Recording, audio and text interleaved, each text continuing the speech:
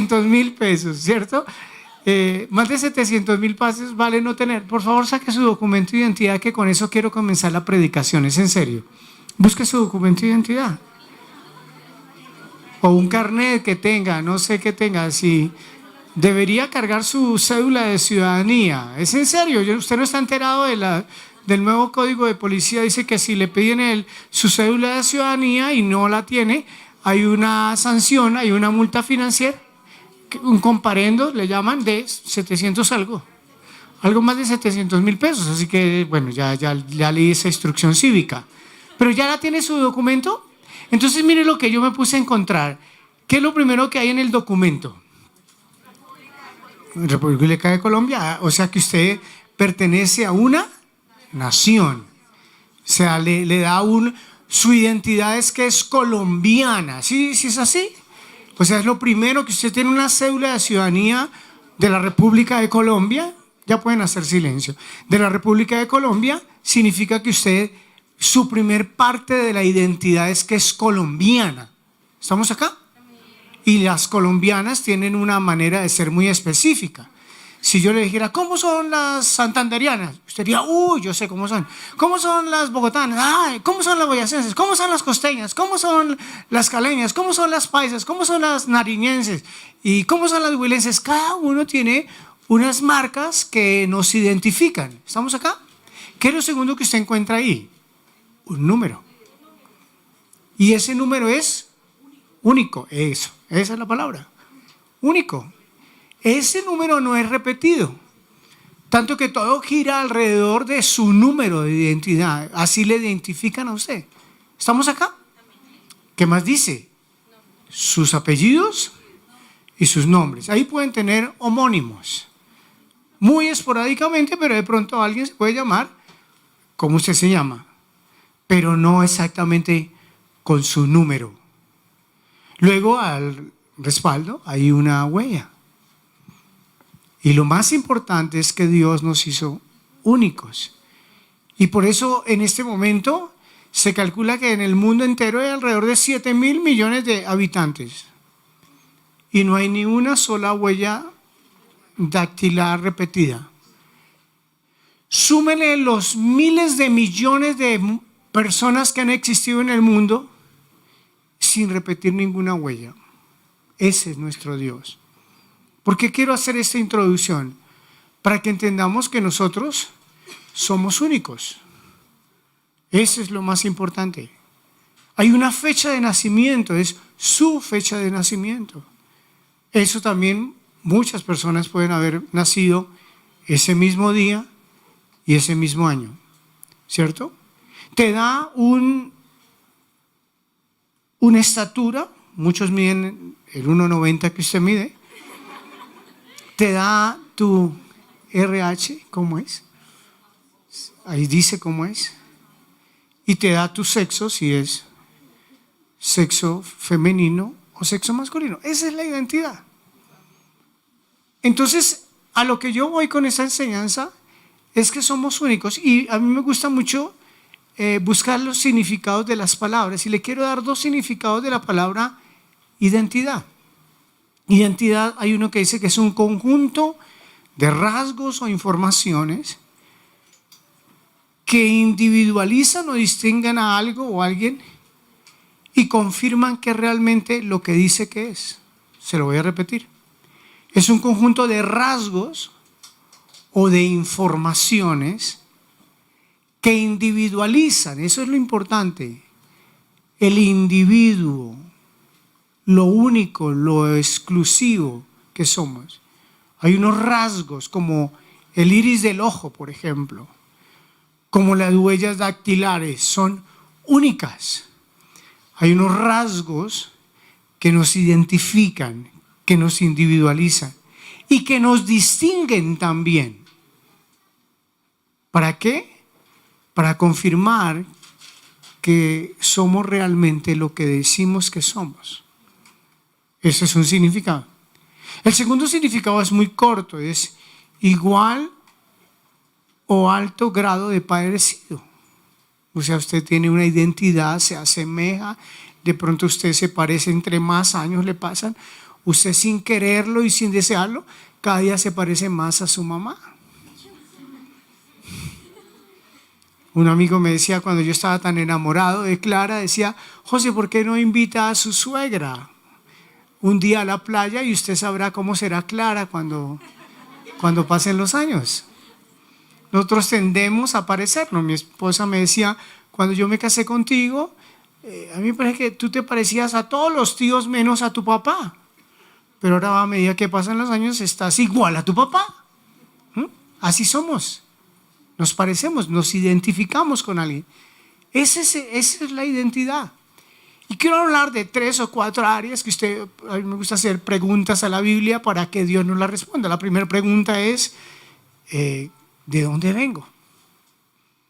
El Señor Jesús un día le preguntaron: ¿y usted quién es? Dijo: yo vengo del Padre y al Padre voy. Él sabía su procedencia y sabía su destino. ¿Cuál es una de las crisis de identidad hoy de los seres humanos, de las mujeres?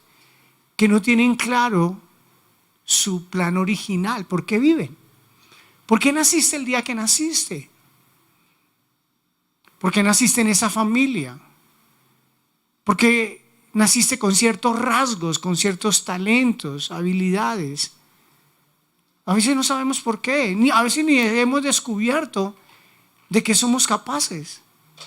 Nunca se me olvida un testimonio que Clara siempre comparte de una abuelita que le pidieron el favor de que cuidara a su nieto y ella estaba cuidando al nieto. El nieto se metió debajo de un carro y la abuelita, toda angustiada, salió corriendo y sin darse cuenta levantó el carro. Y cuando ella levantó el carro dijo: Dios, nunca me daba cuenta que tenía tanta fuerza. Así nos pasa, o sea, por eso andamos sin identidad. Porque nos sentimos frustrados, desorientados, creemos que somos un clon más y Dios nunca hace clones. Dios nunca hace a un ser humano repetido. Eso es el principio de la identidad, saber cuál es mi origen, cuál es mi procedencia. Desde el siglo XVIII, siglo XIX, se creó la doctrina, la teoría de la evolución de las especies. Se le llamó a la creación naturaleza o madre naturaleza. Muchos empezaron a creer que su origen era un mico, un mono, una chita, un pez, un renacuajo, un sapo. Y ese no es nuestro origen. Conforme a lo que usted crea, eso será su vida. De pronto usted cree que vino a esta tierra para sufrir. De pronto en nuestras casas nos enseñaron que pues unos nacen pobres y otros nacen ricos. Y a usted le hicieron creer que usted tiene el rótulo de pobre y que nunca va a salir adelante. Y eso está marcando su identidad, su manera de ser. Si usted de pronto creció en un ambiente donde todo era difícil, nada era posible, todo era imposible, entonces usted de pronto está marcada porque ese es su destino, esa es su identidad. Fracasar en la vida. De pronto usted está viendo la historia repetida de sus tías, primos, de sus hermanas, y usted lo está viendo reflejado en su vida y dice: sí, es que para eso nacimos los Villanueva y los Villanueva tenemos este problema. Y entonces familiares enteros se mueren de cáncer porque esa es la identidad que tienen como familia. La segunda pregunta que yo quiero que usted se haga es: ¿cómo estoy hoy? ¿Quién soy yo hoy? ¿Cómo están sus circunstancias? Que usted hoy pueda en 2-3 minutos hacer una evaluación. Hoy, a esta altura de mi vida, a tantos años de edad que tengo, esta es mi situación. Y que usted piense si desearía cambiarla. Y que se pregunte si es posible cambiarla. La tercera pregunta es: ¿y para dónde voy? ¿Qué será mi futuro? Cada día en el mundo entero más personas se suicidan. Y las más personas se suicidan porque perdieron su futuro. Cada día hay más divorcios, los matrimonios se separan porque cada día los matrimonios perdieron su futuro. Cada día hay más conflictos de las madres con sus hijos, porque los hijos se volvieron rebeldes y no quieren saber nada y pierden su futuro. ¿Cuántas madres están sufriendo por el futuro de sus hijos? ¿Cuántas mujeres están hoy padeciendo una incertidumbre financiera referente a su futuro? ¿Cuántas de pronto están luchando con un dictamen médico terrible que les ha robado el futuro, su proyección? ¿Cuántas de pronto por una frustración, un fracaso, una mala experiencia perdieron su fe para el futuro? Y están luchando con tristezas, con angustias, con depresiones, con desilusiones, con desmotivaciones. Y como siempre en la vida, pues hay algo que hacer, ¿cierto? Y yo quiero terminar esta noche diciéndoles que sí podemos hacer algo muy sencillo. ¿Y cómo cambiar? Yo siempre he aprendido que en este libro que Dios, el Padre Nuestro, dice: Padre nuestro que estás en los cielos. Este libro de un Padre bueno nos dejó ejemplos para seguir. Y me gustaría contarle algunos ejemplos de mujeres que un día cambiaron sus circunstancias solo por fe. Y yo creo que eso es lo que a eso la trajo a Dios esta noche. Bendecimos a toda mujer que nos esté viendo por la señal en vivo, porque sé que hay muchas que nos siguen aquí en Colombia y fuera de Colombia para este mensaje. Espero que también ministre sus vidas, sus familias. Así que quiero empezar con la primera parte, o sea, ¿de dónde venimos? ¿Cuál es nuestro origen? Y mi esposa, nunca, cuando hablamos de predicar, nunca hablamos de nuestras prédicas. Nunca nos ponemos de acuerdo. Tú dices esto y tú dices aquello. No. Veníamos para acá en un carro y dijimos: ¿y tú de qué vas a predicar? Y yo le dije la tremenda revelación de mi título: Recuperando la identidad. Y mi esposa me miró y me dijo: yo sabía que ibas a predicar de eso, ¿sí? Porque yo aprendí en mi caminar con Dios que yo recupero mi identidad cuando yo sé de dónde vengo, cuál es, para qué vine a esta tierra. O sea, ¿por qué yo les digo esto? Porque hace 28, en diciembre cumplimos 28 años de haber llegado en una tremenda crisis de depresión, de crisis de identidad, a los pies de nuestro Señor, a buscar la misericordia de Dios. Y lo que a mí me dio una inspiración para volver a vivir, yo estaba bajo una potestad de suicidio durante todo el año 90. Fui flojo y cobarde y no me suicidé, y por eso estoy acá. Pero el enemigo todo el año me vendió la idea de que me suicidara, y en diciembre de 1990 pues buscamos de Dios. Dios se nos reveló de una forma muy linda y empezamos un proceso de recuperar nuestra identidad. Y la manera de recuperar la identidad fue sabiendo, bueno, ¿tiene sentido vivir? ¿Para qué yo vine a este mundo? ¿Para sufrir? ¿Para fracasar? ¿Para vivir amargado? ¿Para trabajar todos los días y que la vida se me vuelva un ciclo, una monotonía? Entonces empezamos a entender que había un origen, que había un destino. Y cuando yo entendí mi origen y mi destino, por consiguiente, le encontré sentido a vivir y se me olvidó la idea de suicidarme. Y no se solucionó todo de la noche a la mañana. Y pasamos procesos de fe, de paciencia, de perseverancia, y lo seguimos pasando. Pero todos los días con una motivación. Sabemos quién nos trajo a esta tierra. Por eso piense en su iris, piense en sus huellas digitales, piense en el número de identificación. Eso te da una identidad específica. Tú no eres cualquiera del montón. Dios no hace gaseosas, ni cervezas en ciclo, ni blusas, ni jeans. Él hace seres humanos específicos. Y algunas me están preguntando: ¿y entonces por qué vivo lo que estoy viviendo? Pues ya vamos a entender por qué. Entonces, lo primero que voy a hablarles es de 5 principios que encontré en el origen, en el inicio, en Génesis 1, 26. Yo llevo años predicando este texto y siempre seguiré predicando este texto. ¿Amén? Y los que me saben, dice: entonces Dios dijo: hagamos al hombre a nuestra imagen, conforme a nuestra semejanza, y señoree en los peces del mar, en las aves de los cielos, en las bestias, en toda la tierra y en todo animal que se arrastra sobre la tierra. Y creó Dios, ¿a quién creó? Al hombre a imagen de Dios lo creó, varón y hembra los creó. ¿Cómo los creó Dios?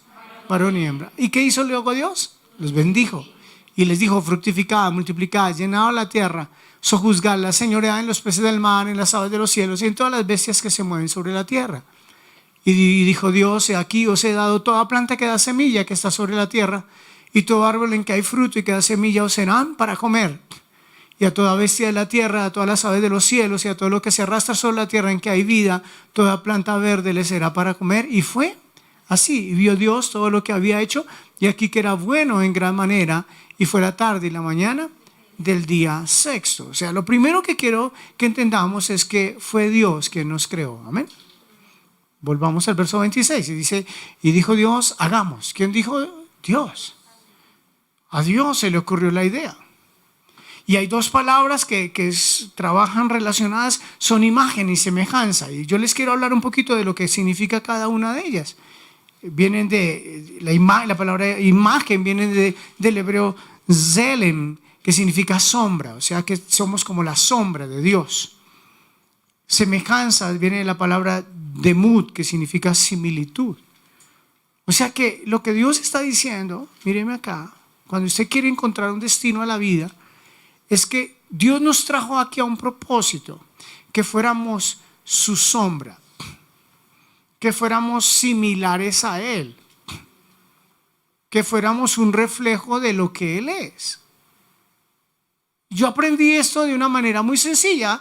Un día Dios, el Espíritu de Dios me dijo: hazte una lista de las cualidades que tú conoces mías. Y entonces yo empecé a hacer una lista. Dios, ¿cómo es? ¿Quién sabe algo de Dios? Que describa a Dios. Dios es omnipresente. Dios es amor. ¿Quién sabe que Dios es amor? ¿Sí? Dios era paciente. Ha sido con nosotros paciente, ¿cierto? Harto. ¿Sí? Dios perdona. ¿Sí? ¿Cómo es más? Dios es tierno. ¿Será Dios tierno? ¿Ha sido tierno con usted? ¿Sí? Misericordioso. ¿Qué es misericordia? Que cada día nos da una nueva oportunidad. Entonces, el sentido de ser imagen y similitud y semejanza y sombra y parecido quiere decir que mi destino es ser eso.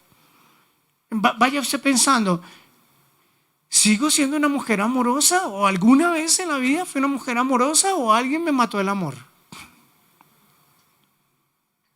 Perdí la paciencia de pronto, usted dirá. Me volví una persona irascible.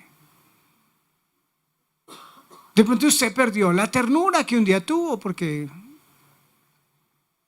abusaron de usted el día que fue tierna. ¿Cierto? De pronto usted ya le dijo a alguien o a algunas personas en su vida: hasta aquí fuimos, nunca se lo olvide, yo nunca le voy a perdonar. O yo nunca voy a olvidar lo que usted me hizo. Pero cuando usted investiga, Dios sí se olvida. Dice que así como está lejos del oriente, del occidente, Él se olvida de nuestros pecados y nos ve con deseos de cambiar. O sea que el sentido para vivir, el diseño original, el ADN que traemos, es que podemos ser eso como Dios. Podemos ser eso.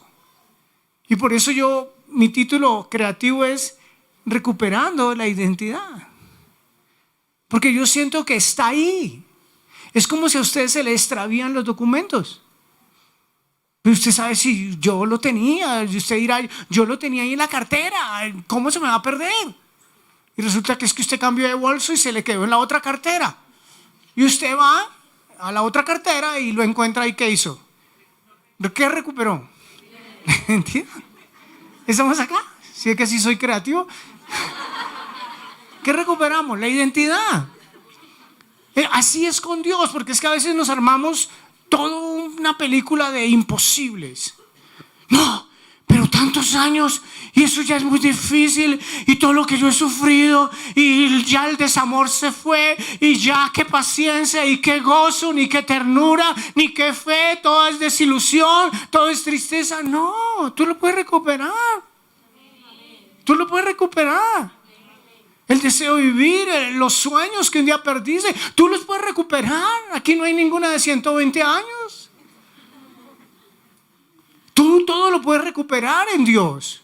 Si tú sabes qué es lo que tienes que recuperar. Si a ti te dicen, por favor, es que vaya y busque un esfero azul que tengo allá, y usted no lo encuentra, pues usted sabe que tiene que encontrar un esfero azul. Igual usted tiene que entender qué es lo que tiene que recuperar. Hay otro principio que él le dijo, vayan y señoreen.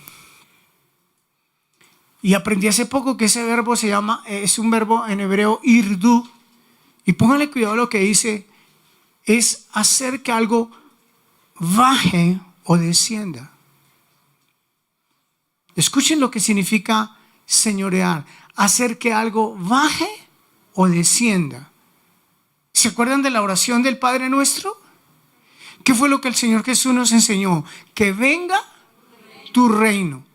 ¿Y qué fue lo que Él le dijo a sus discípulos? El reino de los cielos ya ha llegado. ¿Qué fue lo que el Señor Jesús hizo? Bajar el reino. ¿Y por qué lo tuvo que bajar? Porque se había perdido. Pero en el plan original de Dios, cuando nos manda señorear, es que nosotros traigamos las riquezas, las bendiciones del reino de Dios a nuestra casa. Usted puede encontrar en su Biblia qué significa el reino de Dios. Porque el reino de los cielos, dice el apóstol Pablo, no consiste en comida, sino en paz, en justicia, paz y gozo. ¿Ya están anotando? Entonces qué bueno recuperar la justicia, ¿cierto? ¿Es usted una mujer justa, ecuánime? Como madre, como hermana, como esposa, como hija. A veces somos injustos, ¿cierto? Con los seres que están cerca a nosotros. Yo entiendo mucho el tema de la injusticia alrededor de la familia, porque yo sé que cuando uno es el hermano mayor le dan más duro. Y a veces le pegan por lo que hacen los menores. Y yo viví bendecido porque detrás mío habían 3 hermanas. Y ellas me están escuchando. Hay una acá y 2 que me siguen por la señal en vivo. Pero muchas veces me decían, ¿y usted por qué? Digo, son ellas, ¿yo qué tengo que ver? Y unas etapas en mi vida en que yo me sentía muy triste porque cómo eran de injustos mi papá y mi mamá conmigo. Sí, a veces con usted pueden ser injustos. De pronto usted puede decir, pastor, el marido que me conseguí, qué injusto. Nunca me valora, nunca me honra. De pronto usted tiene hijos que nunca le han valorado la maternidad, los sacrificios, y usted de pronto esperaba más de sus hijos. Pero el reino de los cielos es justicia. El reino de los cielos es paz. ¿Es su casa una casa de paz? Mañana vamos a hablar un poquito sobre la casa, sobre la familia. Pero ¿sabe que la Biblia no dice que el hombre sabio edifica la casa? Dice que la mujer sabia edifica la casa. ¿Por qué será que Dios le dio esa gracia a la mujer para edificar la casa? Y el primer ingrediente que usted debe edificar en su casa es que su casa sea un lugar de paz. ¿Y cómo logro que mi casa sea de paz? Siendo usted una mujer de paz. Estaba un día en una ciudad almorzando con unos amigos, una pareja de amigos, y ellos tenían 3, 4 niños pequeños.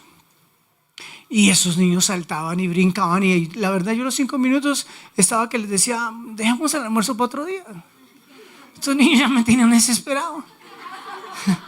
Y yo no hallaba cómo prestarles atención a lo que estábamos hablando. Y eran cosas muy delicadas lo que estábamos hablando. Y yo miraba a sus niños, yo miraba a Clara de reojo, le decía, ¿y cómo amarramos estos chinos un momentico? Algunas cadenas, algo. Pero algo que ministró Dios a mi vida ese día es que esta mujer durante 1:30, 2 horas que duramos ahí en ese restaurante, y esos niños saltaban y regaban la comida, y nunca perdió la paz.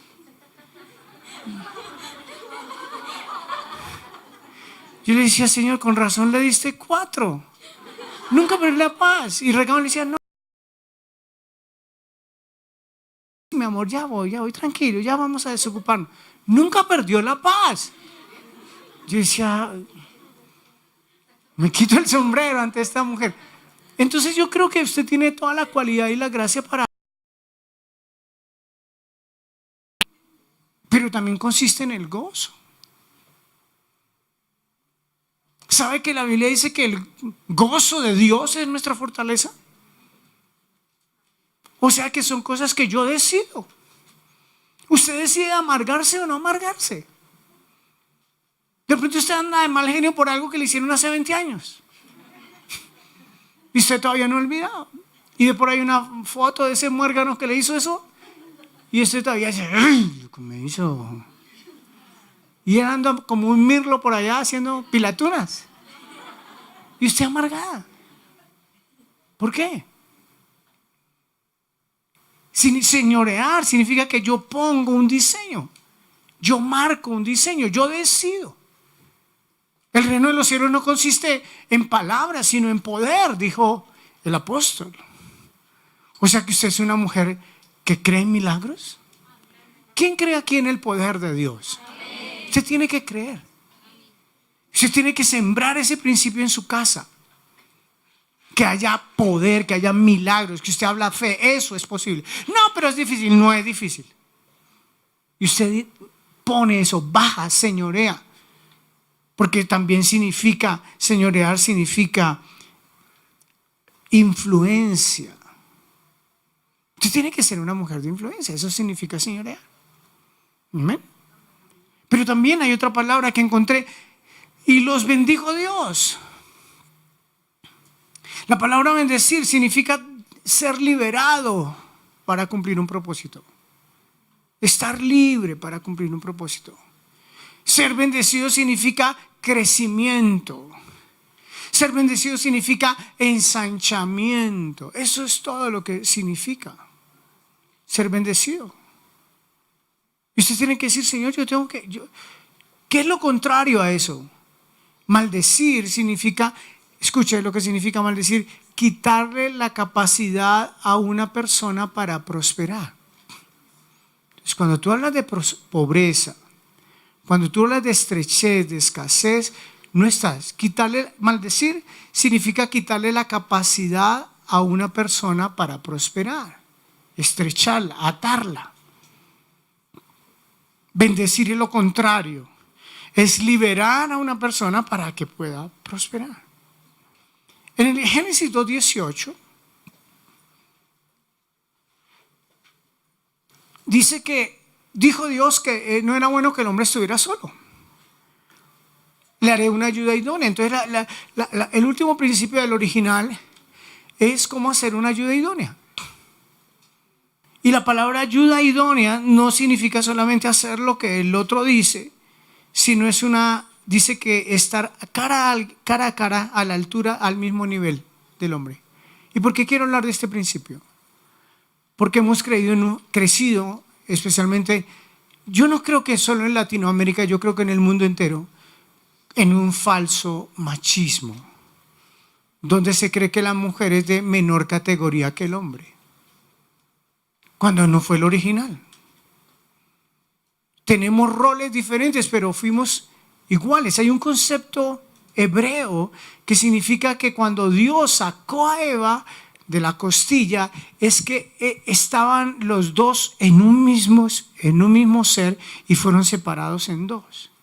Pero la misma esencia, la misma capacidad, con roles diferentes, con maneras de ser diferentes, pero nunca subyugada. Alguien dijo, nunca Dios formó a la mujer de un hueso del pie para no patearla, ni tampoco de un hueso de la mano para golpearla. La puso, decía mi pastor, del lado del corazón para amarla y del lado de la billetera para bendecirla. Entonces, por eso la creó Dios ahí, a ese lado, ¿cierto? Entonces, ese es el original. Entonces, la segunda pregunta en estos minutos que me quedan es, bueno, ¿y cómo está usted? Piense por 30 segundos, o sea, ¿cómo es su situación?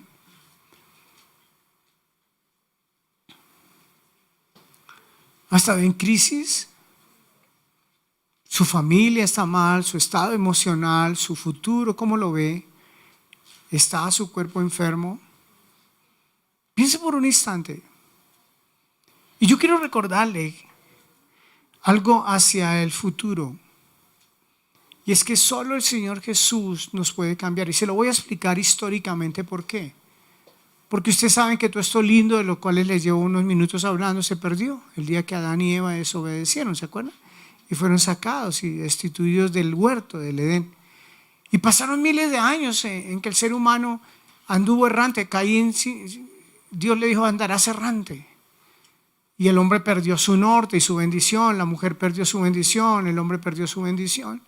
Y pasaron unas naciones y Dios levantó a Noé y vino el diluvio y luego vino la destrucción de toda la humanidad y Noé se salvó y la descendencia de Noé no lo hizo bien. Entonces Dios llamó a Abraham y Abraham tuvo a Isaac, Isaac tuvo a Jacob y luego 70 entraron a Egipto y allá se multiplicó la nación de Israel y después de 400 años Dios los sacó, pero la gente siguió. Luego Dios levantó a Josué para que tomaran posesión de la tierra, luego vinieron los jueces y luego vinieron los reyes, pero pasaban los años y todo era un ciclo. Todo era un ciclo. La gente hacía mal, entonces les iba mal y como les iba mal clamaban a Dios, Dios les mandaba a alguien que les ayudara y después de que les ayudaba entonces volvían a pecar y alejarse de Dios y cuando estaban alejados de Dios les iba mal, entonces clamaban a Dios y Dios les mandaba a alguien que les ayudara y apenas les ayudaba se volvían a apartar de Dios y entonces cuando estaban apartados de Dios les iba mal y clamaban a Dios y Dios les mandaba a alguien que les ayudara y todo es un ciclo y yo creo que de pronto esa es su vida, un ciclo, ¿no? A veces me va bien, tengo días bien, tengo semanas bien, tengo meses bien, tengo años bien, pero luego me viene otra vez la depre, luego me echan otra vez del trabajo, luego el marido se vuelve a enloquecer, luego mis hijos se enloquecieron también y todo es un ciclo, ¿cierto? ¿Cómo romper esos ciclos? Y la única manera es que dice el libro de Gálatas que en el tiempo de Dios, bajo la ley y en el tiempo de nacido de mujer, vino el Señor Jesús, nacido de una mujer, de María. Y Él vino a cambiar la historia. Él vino a pagar por nuestros pecados, por nuestros errores. ¿Cuáles son las razones por las que a veces nos va mal? Nuestro pecado, nuestra desobediencia y nuestro desconocimiento. Anoten esas tres cosas. Pecamos por desobedecer y por desconocer. Eso es lo que a veces nos pasa. ¿Sabe que hay muchas decisiones que a veces tomamos mal sin saber que las estamos tomando mal? ¿Sabes que a veces tomamos actitudes que a Dios no le agradan sin saber que a Dios le desagradan? ¿Saben que a veces no tenemos suficiente conocimiento de los principios para ponerlos? Por ejemplo, ¿cuántas mamás yo les he escuchado? Es que amo tanto a mi hijo que yo no lo castigo porque me duele más a mí que a mi hijo. Pues ese es un mal principio. La Biblia dice que hay que corregirlos. Porque si tú no corriges a tu hijo, el hijo malcriado y consentido será vergüenza de su madre, dice la Biblia. ¿Estamos acá? Entonces, cuando hay desobediencia y cuando hay desconocimiento, erramos. El Señor Jesús viene a pagar por nosotros, es nuestro Redentor. Es el único que nos cambia la vida. Entonces vienen lo siguiente ejemplos de mujeres que se encontraron con Jesús. Una mujer samaritana que se puso a hablar con el Señor y el Señor le dijo, y ve y trae a tu marido. Y ella le dijo, no, es que no tengo marido. Y el Señor le dijo, claro que no tienes, porque 5 has tenido. Y con el que ahora vive no es tu marido. Se encontró con una mujer que la trajeron allá en el mismo acto del adulterio, pero por el machismo no trajeron al hombre, sino solo a la mujer. Y él le dijo, yo te perdono, vete y no peques más. Vino una mujer que llevaba más de 12 años con un flujo menstrual constante y había, dice la Biblia, gastado todo su dinero en enfermedades, pero vino un día con fe y tocó al Señor Jesús y recibió sanidad en su cuerpo. Vino una mujer encorvada que por sus condiciones emocionales, amargura, rechazo, humillación, frustración, andaba encorvada, humillada, sin esperanza, y el Señor un día la tocó y le quitó la joroba. Y yo te invito a que hagas lo mismo hoy. Acércate a Él con fe. Para Él no hay nada imposible. Él no te va a condenar. Él solo quiere que tú te acerques. Dijeron, ¿quién era Magdalena? Magdalena. Le salieron 7 demonios. Estaba llena de demonios, pero fue la que besó los pies del Señor Jesús. Y el Señor dijo, esto que esta mujer está haciendo lo recordarán toda la vida. ¿Quién no se acuerda de una mujer que rompió su vaso de alabastro y con el perfume limpió los pies del maestro y con sus lágrimas y con sus cabellos los enjuagó? Sí, era una mujer llena de demonios. Pero Dios no vio esas, Jesús no miró esas circunstancias, vio la necesidad. Mi invitación es haz lo mismo que esas mujeres hicieron. Ven con fe a Él. ¿Estamos acá? Acércate con fe a Él. Y tú miras, pastor, ¿y qué cosas tengo que hacer? 4 cosas para terminar esa palabra. 4 cosas quiero que hagas. Lo primero, tiene que haber un arrepentimiento. Y la pregunta, ¿qué es arrepentimiento? Yo le busqué un significado, deseo de cambiar. ¿Qué es arrepentimiento? ¿Qué es arrepentimiento? Ya, eso es. Eso es. Tú haces un análisis, tú escribes qué te gustaría en tu vida cambiar, qué te gustaría que en tu familia cambiase, en tus finanzas, en tus emociones, en tus sentimientos. ¿Qué te gustaría que Dios quitara? Que tú dices, pastor, he luchado toda la vez ya con esto. Me gustaría quitármelo. Entonces tú te arrepientes y le dices, Señor, quítame eso, por favor. Mi esposa y yo teníamos un problema de adicción al alcohol. Y entramos un día a una iglesia y en la puerta lo único que vimos cuando salimos de la reunión fue, probemos. Hemos probado con tantas cosas y mire cómo estamos mal, frustrados, a punto de separarnos, sin finanzas, destruidos emocionalmente. Y probamos. Y sin hoy, después de 28 años más largos, no sé cómo Dios nos liberó del alcoholismo, así. Él vio de nuestro deseo de cambiar. Fuimos un jueves en la tarde, noche a una congregación y salimos queriendo cambiar. El viernes en la mañana mi esposa se levantó a fumarse el primero de los 20, 30 cigarros, yo no sé cuánto viene en un paquete, pero era un paquete al día. Y ella fue a desayunar con su cigarro y le empezó una migraña que le duró viernes, sábado y domingo y nunca más en la vida volvió a fumar, porque Dios, cuando ve nuestro deseo de cambiar, nos ayuda. Tú eres el que empiezas a decir, pero ¿cómo será eso? No pienses. Solo ir en tu corazón, honestamente, Señor, yo quiero cambiar esto. Amén. Lo segundo que tú tienes es que tienes que reconciliarte. Después de arrepentirte, tú te tienes que reconciliar con el perdón.